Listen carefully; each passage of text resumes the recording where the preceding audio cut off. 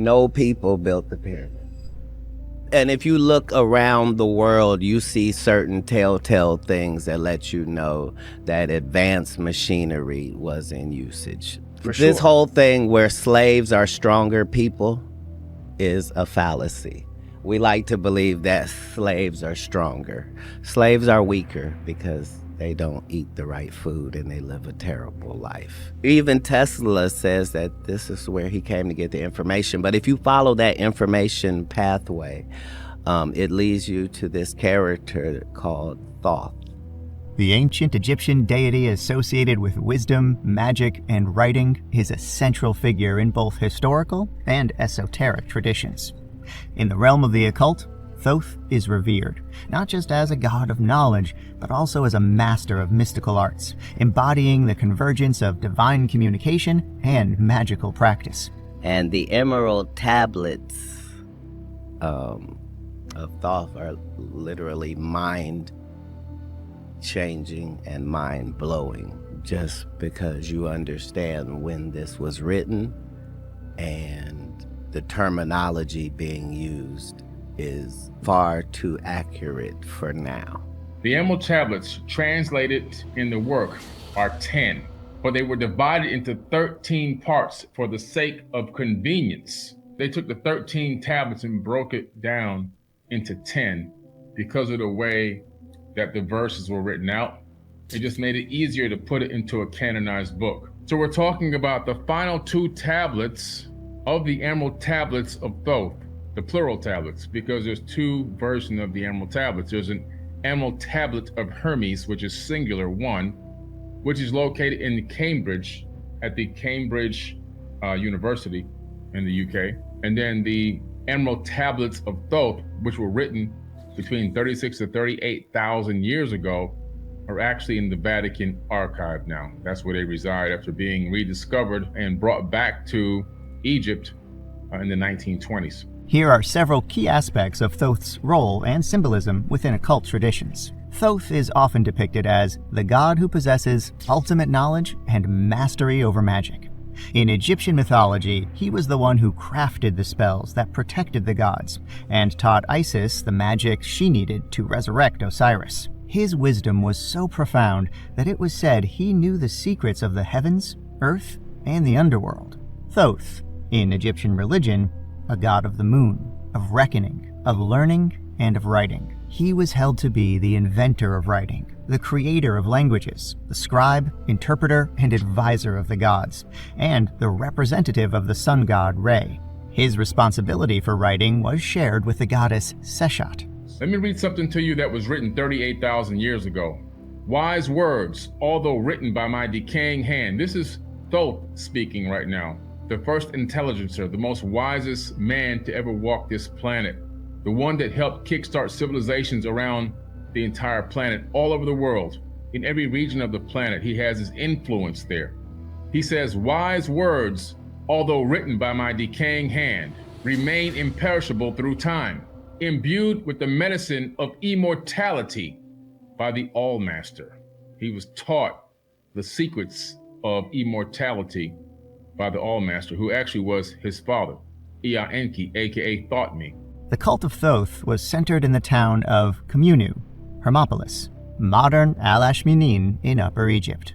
In the myth of Osiris, Thoth protected Isis during her pregnancy and healed the eye of her son Horus, which had been wounded by Osiris's adversary, Seth. He weighed the hearts of the deceased at their judgment and reported the result to the presiding god, Osiris, and his fellow judges. Thoth's sacred animals were the ibis and the baboon.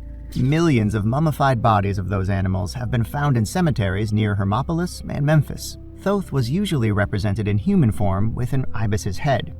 The Greeks identified Thoth with their god Hermes and termed him Thoth the Thrice Great. So this dude was probably an alien.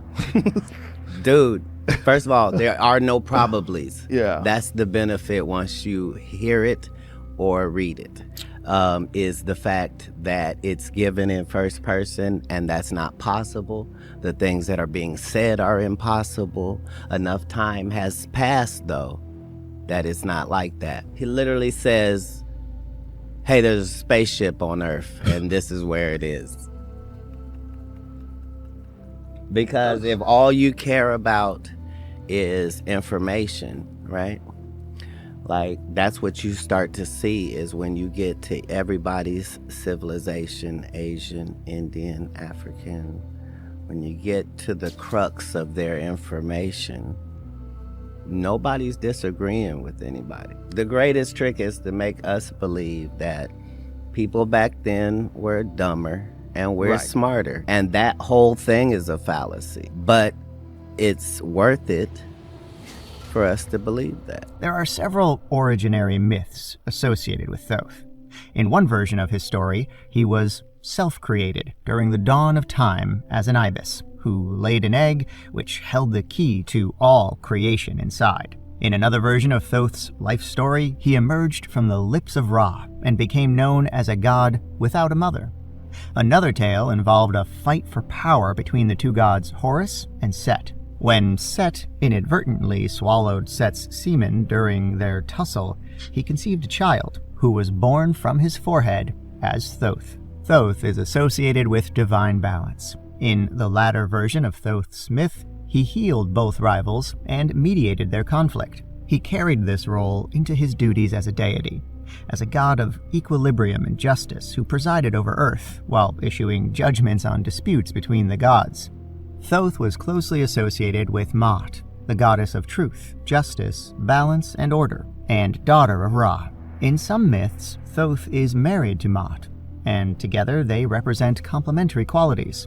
Thoth is the practical and grounded voice of wisdom, and Maat is the more abstract, ethereal, and philosophical emblem of truth. It's taking me now 4.5 additional years to break these tablets down and to extract the wisdom and the understanding. And what I pulled out of these tablets is mind-boggling and absolutely paradigm shifting.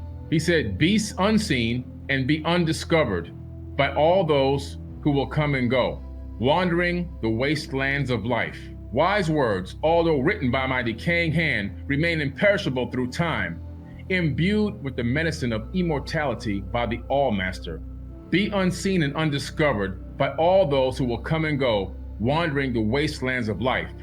Be hidden until an older heaven births human beings who are worthy of your wisdom. We are the human beings under the new heaven at this moment in time, and we are worthy of the wisdom because we are willing to invest energy and effort into gaining the knowledge. We are living in the era where we can decipher the information. This information has been undecipherable for eons. The Egyptians stored many texts on a wide range of subjects in houses of life, the libraries contained within temple complexes. As Thoth was the god of knowledge, many of these texts were claimed to be his work. The Egyptian historian Manetho said that Thoth wrote 36,525 books. The more you know, the more you know how little you know. The emerald tablets of Thoth are literally mind-blowing. The church father Clement of Alexandria, in the 6th book of his work Stromata, mentions 42 books used by Egyptian priests that he says contain the whole philosophy of the Egyptians.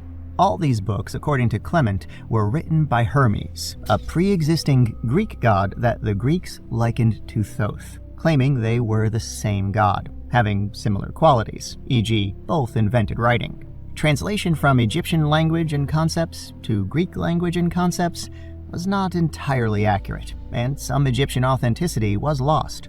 Among the subjects they cover are hymns, rituals, temple construction, astrology, geography, and medicine. The Egyptologists Richard Louis Yasnow and Carl Theodor Zauzich have dubbed a long Egyptian text from the Ptolemaic period the Book of Thoth.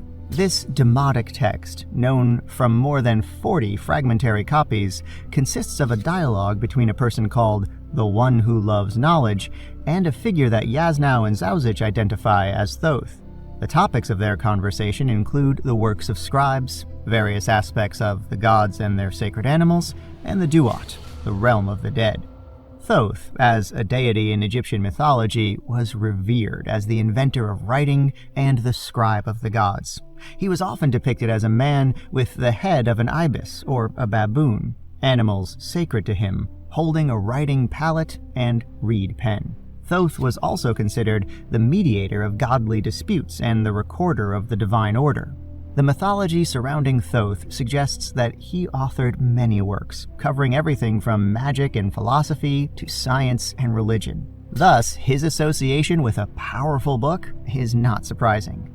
The Book of Thoth is said to contain knowledge on how to decipher the secrets of the gods, understand the language of animals, and even read the stars. The text is also often linked to the tarot, with some believing that the tarot cards themselves are a derivative of the pages of the Book of Thoth, designed to hold the secrets of the Egyptian mysteries in a form of pictures and symbols that could be used for divination. The first known references to a Book of Thoth come from the Greco-Roman period, several centuries after the flourishing of the ancient Egyptian civilization. Among these texts is the Corpus Hermeticum, which includes dialogues in which Thoth, as Hermes Trismegistus, imparts spiritual wisdom. The influence of Thoth's book permeates through various esoteric traditions, including Hermeticism, Gnosticism, and alchemy, indicating the profound impact of Egyptian thought on later Western esoteric systems. In the 19th and 20th centuries, the Book of Thoth experienced a resurgence of interest among occultists and New Age spiritualists. Aleister Crowley, a prominent figure in the occult, wrote his own version titled The Book of Thoth, which aligns with his philosophies and the practices of his magical order, the A, therefore, A, therefore. This modern adaptation ties the interpretations of the tarot cards directly to the Egyptian deities and their associated myths, further entwining the mysterious book with the practice of tarot. The legacy of the Book of Thoth is a testament to the enduring power of Egyptian mythology and its capacity to inspire across millennia. While no concrete evidence of its physical existence has ever been uncovered, the idea of a book that contains all the wisdom of the gods continues to captivate the imagination of people around the world. Whether as a historical artifact or a symbolic representation, the Book of Thoth remains a powerful icon in the study of the esoteric and the arcane. In conclusion, the Book of Thoth stands as a fascinating example of how myth and symbolism can traverse through time, impacting various cultural and esoteric practices. Its allure lies not just in the knowledge it is said to contain, but in the mystery of its very existence. Whether it ever existed physically or not, the Book of Thoth endures as a profound piece of spiritual and cultural symbolism, capturing the human quest for knowledge and the divine.